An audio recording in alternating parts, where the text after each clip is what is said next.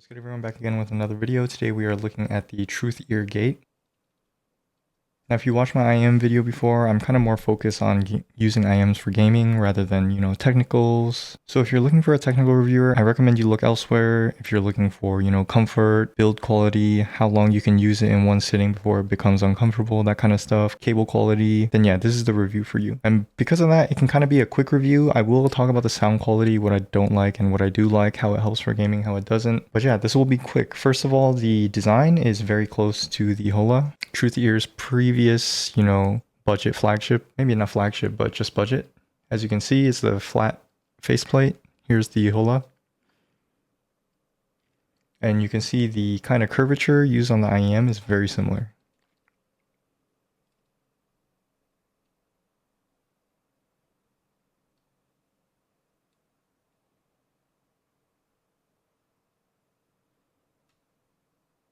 I can't really show you that well on this camera, but the curvature is a bit different. The shape is a bit different, but overall the quality of the comfort, like I said for the Hola before, it's very, very good. Very good for long sessions, very good for gaming over long periods of time, or if you have to work, any kind of work, studying that you need to listen to audio for long periods of time, this will do very, very well. My kind of judgment for IEMs for comfort over long periods of time is how well does it seem designed for the human ear. And as you can see, there is some semi-molding here that will conform to the ear very well. Even though it is a bit different, I found the gate to actually be more comfortable. I think part of that might be the weight, because the Hola, the Hola kind of disappeared for a minute. People said, why did it go away? People are kind of theorizing that the metal plate, because this plate right here is actually metal. You can hear me hitting it against the table. People are theorizing maybe the metal plate makes it cost too much. They're trying to be very, very competitive, even with Chu 2 at $19. Here is the Chu 2, if you don't know, all metal, $19 as well. Why did this disappear? People are saying, yeah, maybe the metal costs too much. So they went with plastic here, and this translucent plastic. I think this design is amazing. Like 10 out of 10, best looking budget IM. Maybe not even just budget, it might be the best looking IM depending on your taste, but I find it very aesthetically pleasing. Along with the cable, it is a straight cable, completely straight, for my criteria for a comfortable gaming IM or long-term usage IM. This loop that goes around your ear, it's got to be flat, man. You can't have any of the braiding.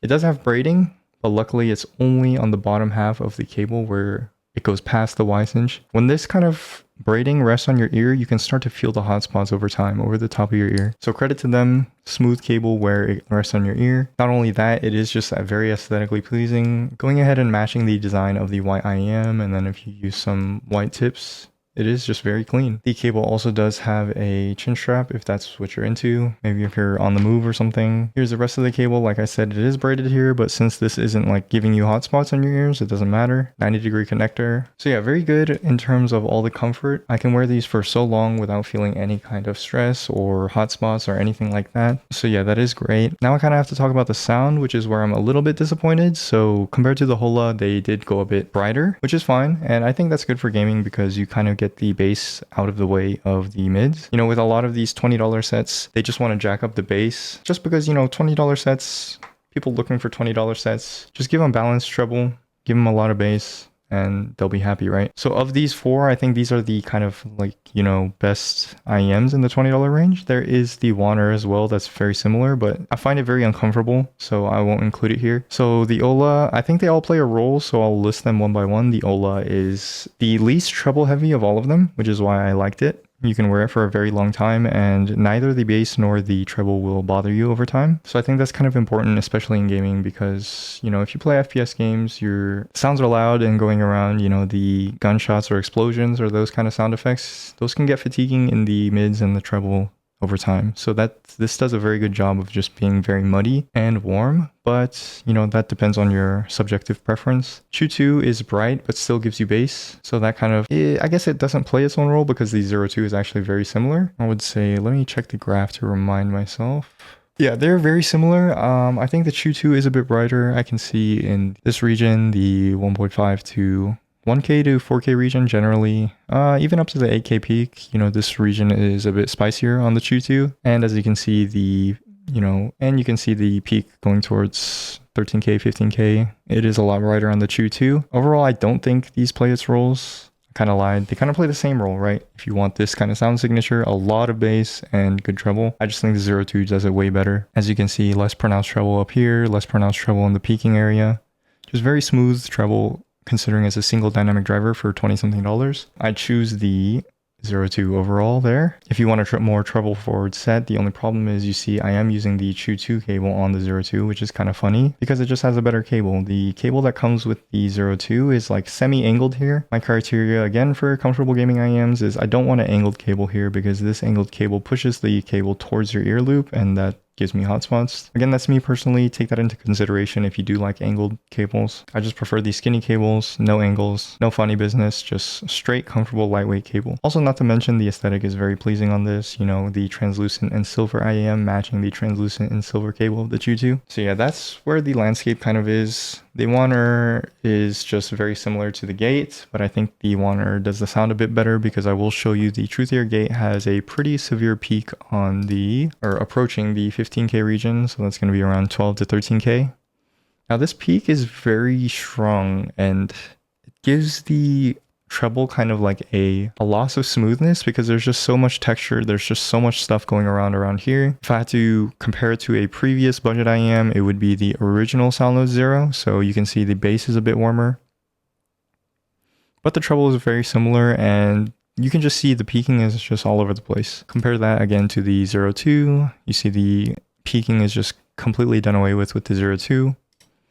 Even the Truthear that does have that slight peaking in the same area is a lot tamer and the bass is a lot stronger. So if that's what you're looking for, you know, Truthear 02, my pick is the 02, but I don't like the cable. And just for good measure, let's, oops, I just lost everything. That's good.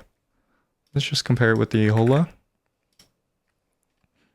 So compared to the Hola, it's just like a warmer shift, or the Hola is a warmer shift of the Gate and the Gate is a brighter shift of the Gate of the Hola. Dude, okay. So as you can see, the Hola is basically the same IEM, but the Gate has a upward bright shift.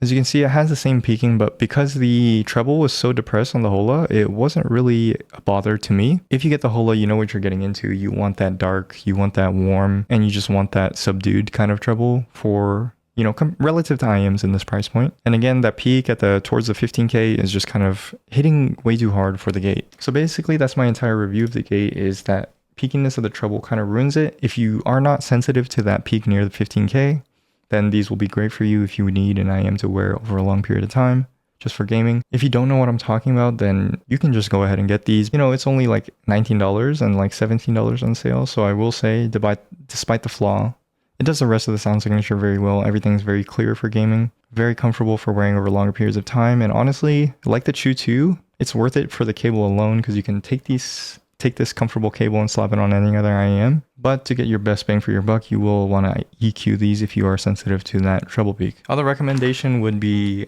02.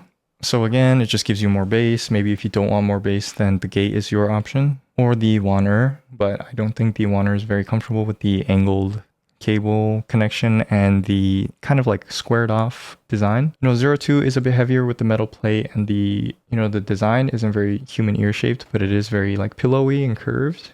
So it will give you that comfort, just not as good as the Gate. But I think the treble, you know, being as unpeaky as it is for a $20 dynamic driver is very good. I'll recommend these and the Truthear, you know, alone for the cable as well. In my opinion, I would rank the 02 the best, then the Truthear, then the Gate. But in comfort wise, I would say the Gate is the best, then the 02, then the Truthear.